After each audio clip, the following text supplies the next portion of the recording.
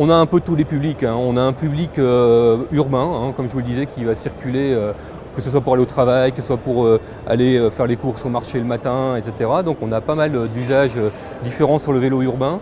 Et depuis quelque temps, on a une nouvelle clientèle qui est le loisir, donc avec le VTT. VTT à assistance électrique, et là aussi on va démarrer nous avec des produits plutôt entrée de gamme pour avec des produits plutôt haut de gamme, et pour faire ma rando en montagne, pour faire ma rando au bord de la mer, je vais utiliser aussi un vélo plutôt sportif mais assistance électrique. Alors nous, on a pris un axe chez Noroto de prendre un positionnement prix plutôt médium, hein. Donc on a des vélos électriques aujourd'hui qui sont à moins de 1 000 €, sachant que notre entrée de gamme va démarrer à 379 €. Donc on a un écart finalement entre le vélo traditionnel et le vélo électrique sur des mêmes gabarits de vélo qui ne sont pas très éloignés les uns des autres.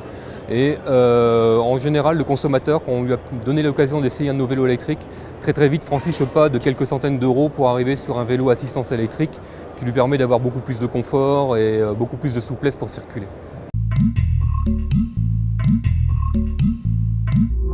Alors, la principale crainte qu'on peut avoir sur l'achat d'un vélo, c'est son poids souvent. Les gens disent oui mais c'est lourd, l'autonomie de la batterie, donc si je tombe en panne de batterie, j'aurai beaucoup plus de mal à pédaler qu'avec un vélo traditionnel.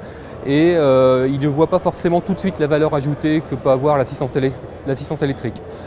Nous on propose d'essayer nos vélos, donc quelqu'un qui vient dans un magasin Noroto va pouvoir essayer les vélos et va se rendre compte très vite finalement du confort que ça peut lui apporter, et que l'autonomie qui va situer entre 40 et 80 km selon les batteries et selon l'usage suffit amplement à l'usage urbain qu'il peut faire. À mon point de vue, je pense qu'on n'est qu'au début d'incitation fiscale qu'on peut avoir, que ce soit au niveau des collectivités, mairies ou des entreprises, ou voire même du gouvernement. On voit des premières tendances qui se dessinent, hein, avec des décrets qui vont arriver sur début janvier, avec de la prime au kilomètre parcouru en vélo, ou que ce soit de la prime à l'achat sur le vélo, ou de la réduction d'impôts pour les entreprises qui vont investir dans un parc de vélos pour leurs collaborateurs.